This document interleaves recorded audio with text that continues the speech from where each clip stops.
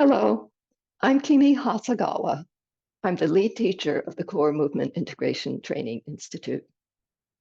And I'm here today to show you some movement exercises that can help you through the fall and winter. As the weather worsens, we tend to become less active and spend more time sitting. So in this video, I'm going to show you 3 exercises that you can do in sitting that will help you stay mobile and healthy.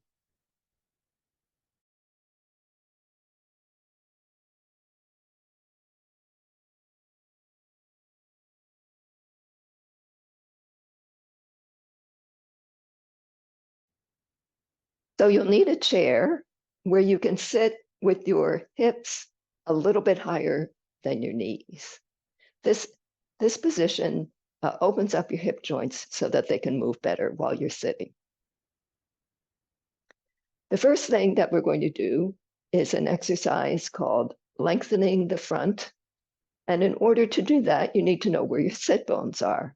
You can probably feel your sit bones, but if you want to actually touch them, you're going to take your hand and point the fingers toward the middle of your body, reach under your buttock, and feel through your buttock for those sit bones. They may be closer to the center of your body than you think they will be. Okay? And you can just wiggle around a little bit and feel how those sit bones move on your fingertips. So in the first exercise, you're going to roll to the front of your sit bones. And you should put one hand on your breastbone and one hand on your lower abdomen as you do that, so that you can feel that as you roll, that distance between your hands gets longer.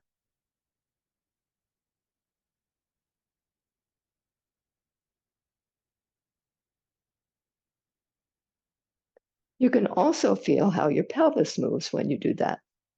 If you put your hands on your hips and you roll to the front of your sit bones, you'll feel that your pelvis tilts forward. You can imagine your pelvis like a bowl. And if the bowl were filled to the brim, the contents would spill out the front of the bowl. So we call this movement lengthening the front. Now we can also lengthen the back using this rolling on the sit bones, but instead of rolling forward, you need to roll back on your sit bones. You can press a little bit with your feet and roll back. And if you have your hands on your pelvis again, you're going to feel that your pelvis tilts backwards. And that contents of the bowl is going to spill out the back. You can also put one hand at the base of your neck and one hand on your low back.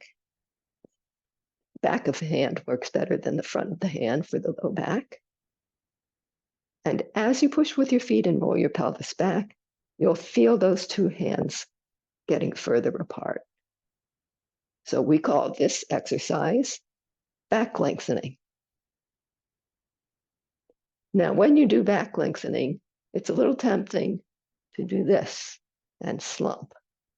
But you don't want to slump, you want to stay erect. Your spine won't bend as much, but it will lengthen more upwards. So you can go back and forth between lengthening the front and lengthening the back. And we can do that 3 to 5 times. You can add breathing to this exercise. You can breathe in as you feel your body expanding, and breathe out as you're switching positions. Breathe in as you expand the back. Exhale back to the center. Breathe in as you expand the front. And feel free to put your hands anywhere on your body that helps you feel the movement. It might be on your pelvis. It might be on your sternum, your breastbone, and your abdomen. It might be on your legs. You might feel your knees going forward as you roll to the front of your sit bones and coming back as you roll to the back of your sit bones. So you can see that the movement is connected throughout the body. The knees move, the pelvis moves, the spine moves, your head moves. You might even feel the weight shifting on your feet so that it's more toward the front of your feet when you're lengthening the front, more toward the back of the feet as you lengthen the back. So here we are sitting on the chair, and we can get the whole body involved.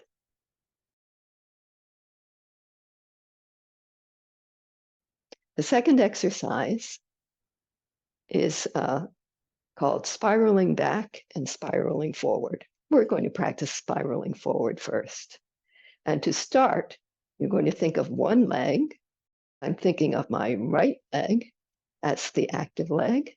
And I'm going to keep the foot exactly where it is on the floor, but move the knee forward. Now, the thigh is connected to your pelvis here. So when the thigh moves forward, let the pelvis move forward with it. And you see that as you move that knee forward, you start turning toward the opposite side. If you put your hands on your pelvis again, you'll feel that that side that's moving forward, the pelvis is moving forward too. So we call this movement spiraling forward. Now you can try it on the other side too. You're going to move your knee forward, and that's going to turn you to the opposite side. The pelvis on the initiating leg is going to move forward, and the other side of your pelvis moves back. So before we had the pelvis moving like this, now we have the pelvis moving like this, going in opposite directions on each side. And it's kind of like when you have a wet towel and you're wringing it out. One hand goes one way and the other hand goes the other way. One hand goes forward, the other hand goes back. The pelvis is doing the same thing here.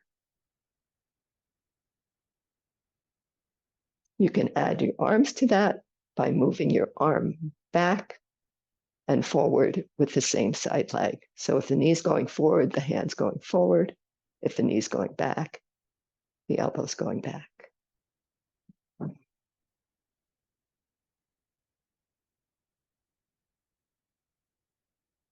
We can name this movement in two ways.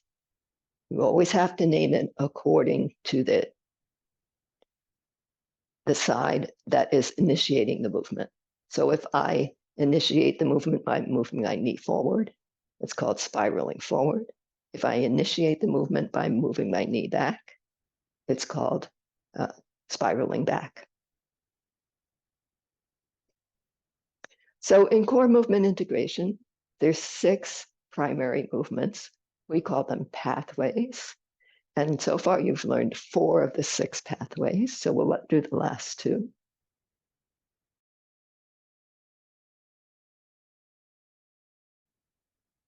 For this one, you want to be able to feel how your ribs are moving.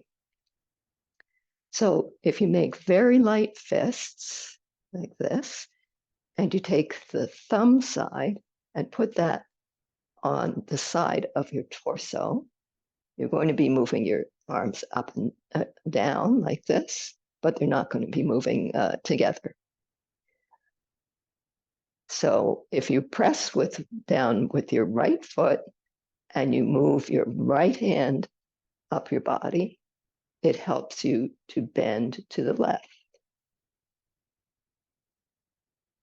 And you'll feel how your right side is lengthening as you do that movement.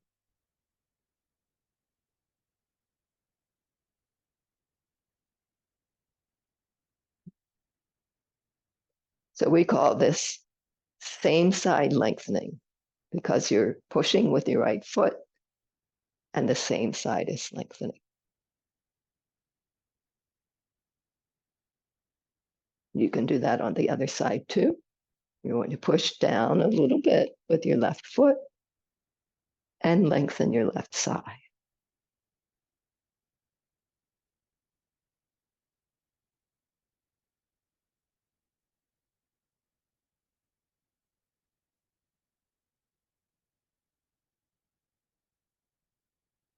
Okay, so if you alternate sides, pushing with your right foot, pushing with your left foot, you get this kind of movement.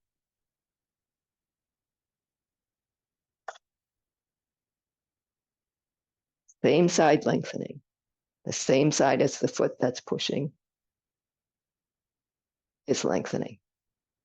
Now there's also a movement called opposite side lengthening. So this time I'm going to push with my left foot, but I'm going to lengthen my right side. I can do that a few times.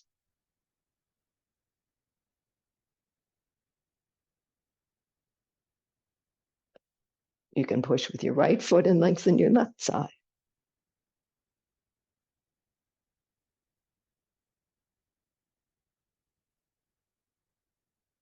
And if you alternate, push with your left foot, lengthen your right side, push with your right side, lengthen the left side.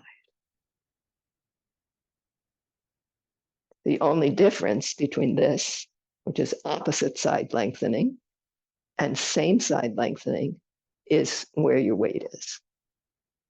And you may find yourself sort of automatically switching to one or the other. Everyone seems to have a preferred way of side bending, either with the weight on the same side as the lengthening side or the weight on the opposite leg from the lengthening side.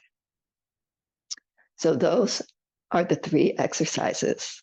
And now I'm going to do a very short video so that once you learn the exercises, you don't have to listen to all that instruction. You can just take this part of the video and do the movements.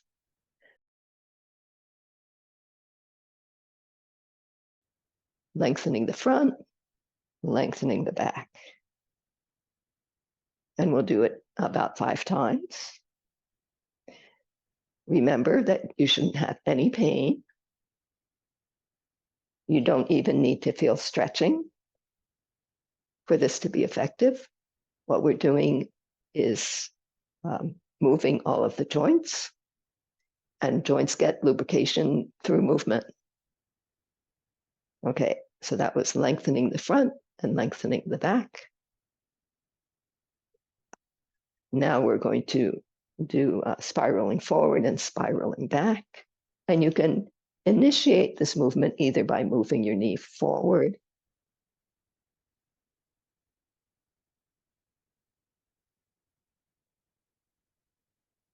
or by moving your knee back. The difference, you probably won't be able to see any difference in the video. It's just a matter of where the weight is on your foot. Right now, my weight's on my right foot and I'm moving my knee back. So I'm spiraling back.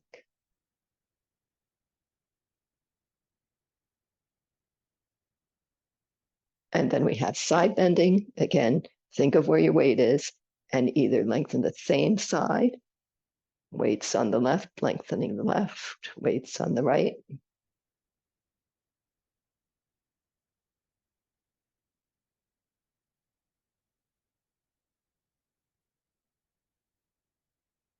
Or you can lengthen the opposite side, weights on the left, lengthen the right, weights on the right, lengthen the left. Opposite side lengthening.